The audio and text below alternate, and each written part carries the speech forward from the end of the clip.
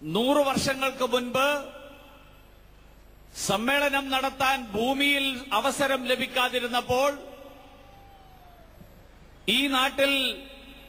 കരയിൽ സമ്മേളനം നടത്താൻ ഈ നാട്ടിലെ ഉന്നത കുലജാതരെന്ന് പറയപ്പെടുന്ന ആളുകൾ നടത്തിയിട്ടുള്ള ശ്രമങ്ങളുടെ ഫലമായിട്ട് അത് നിഷേധിക്കപ്പെട്ടപ്പോ ആ അവകാശം നേടിയെടുക്കാനായിട്ട് കൊച്ചി കായലിൽ നൂറുകണക്കിന് വള്ളങ്ങൾ കൂട്ടിയോജിപ്പിച്ചുകൊണ്ട് അതിന്റെ മുകളിൽ പലക നിരത്തി സമ്മേളനം നടത്തിയ ചരിത്രം, ആ ചരിത്രത്തിന്റെ 100 വർഷമാണ് ഇന്ന് ഈ സന്ദർഭത്തിൽ നമ്മൾ ആഘോഷിക്കുന്നത്. भाइयों बहनों, हम पिछली शताब्दी की ओर देखें तो हिंदुस्तान में ज्यादातर महापुरुष, समाज सुधारक, समाज सेवक, बड़े बड़े महात्मा वो या तो पिछड़ी जाति में पैदा हुए हैं या दलित पीड़ित शोषित समाज में पैदा हुए हैं या उन्होंने अपना जीवन उनकी सेवा में खपाया है.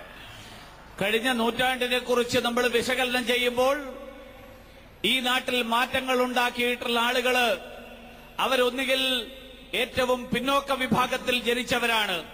അല്ലെങ്കിൽ അവർ ഏറ്റവും അധകൃത വിഭാഗത്തിൽ ജനിച്ചവരാണ്, അല്ലെങ്കിൽ അവർ ഈ വിഭാഗങ്ങൾക്ക് വേണ്ടിയിട്ട് സ്വന്തം ജീവൻ ഉഴിഞ്ഞുവെച്ചവരാണ്. महात्मा आयंकले, महात्मा गांधी, चतांबी, स्वामीकल, डॉक्टर अंबेडकर, महात्मा फूले, पूज्य नारायण गुरु, स्वामी दयानंद सरस्वती, ये सारे नाम, इन सब ने एक ऊंचाई से समाज की बुराइयों को दूर कर करके समाज को शक्ति देने के लिए अपने आप को खपा दिया था. മഹാത്മാ അയ്യങ്കാളിയും മഹാത്മാ ഗാന്ധിജിയും കേരളത്തില് ശ്രീനാരായണ ഗുരുദേവനും മഹാരാഷ്ട്രയിലെ മഹാത്മാ ഫുലെയും ദയാനന്ദ സരസ്വതി തൊട്ടുള്ള നിരവധി മഹാത്മാക്കള് അവര് ഈ ഒരു ഉദ്ദേശത്തോടു കൂടിയാണ് ഈ നാട്ടിൽ പ്രവർത്തിച്ചിരുന്നത്. नटेशन जी कह रहे थे कि इस कार्ड में कोचीन के मेयर का नाम लिखा है लेकिन वो नहीं आए. भाइयों बहनों, मैं आज भी अनटचेबिलिटी का शिकार होता रहा हूं.